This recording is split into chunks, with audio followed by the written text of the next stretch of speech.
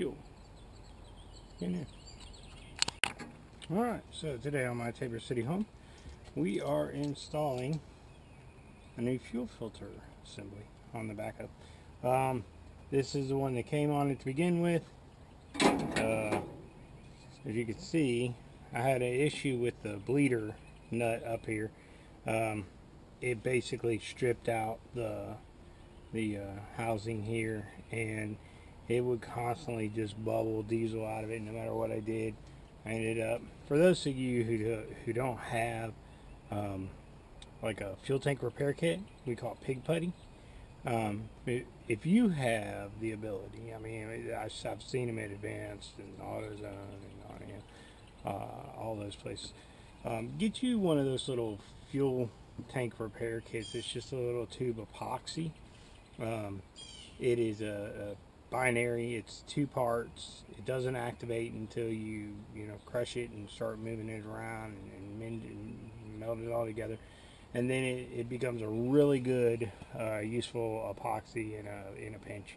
In the fire service, we use those for if you're going down the road and you hit a cinder block in the middle of the road and it punctured a hole in your fuel tank. We would, if your local jurisdiction has the ability, we would use some pig putty and put it in there and minimize the impact of the environment through all your fuel leaking out, and consequently do a quick fix on your vehicle. Alright, so I put some pig putty on this thing. We used it until we decided to remodel the Backhoe or refurbish it.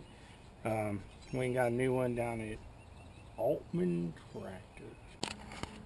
Let me show you my new fuel filter. It's blue.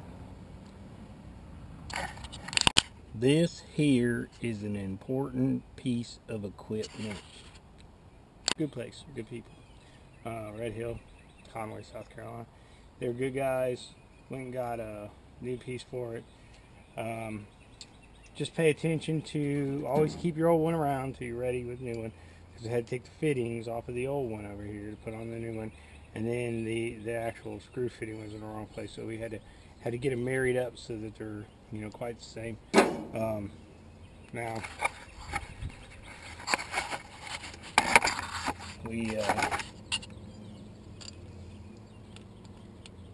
go and just bolt this thing on here.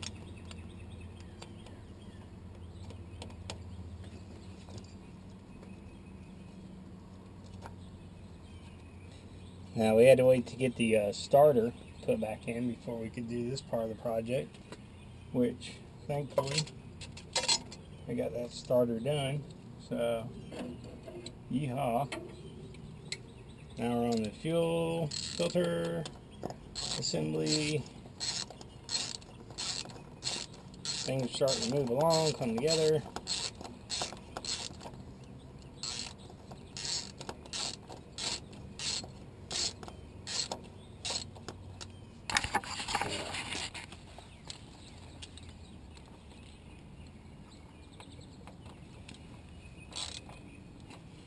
It's just consequential that the holder itself is blue.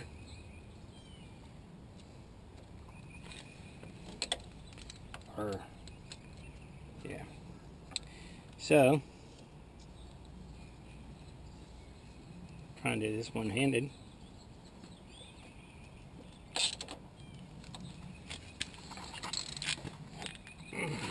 I had somebody ask me why blue, why we were going with blue for Backhoe. Industrial equipment's yellow. And you know why we're going with blue? Because it's a Ford. I love Fords. I have several myself. I really like them. So, yeah, I mean, that's where we're at.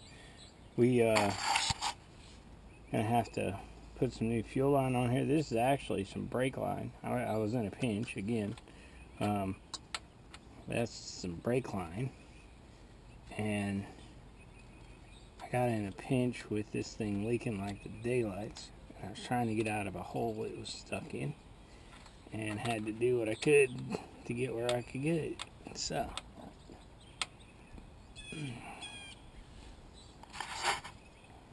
we'll get this other brake line right, or excuse me, it is brake line, but we'll get this other fuel line bent, a proper fuel line bent and ready to go in place. And then the last one comes in from the fuel tank, and we're gonna get back in here and do a little work tomorrow, and we are going to resolve that missing 5/8 inch socket deal tomorrow. We're going to figure out what's going on with that. We're going to make a determination whether we're going transmission or not, because we're getting awfully close. We're getting really close. I am going to take off the fuel injectors before I put the fuel tank back in.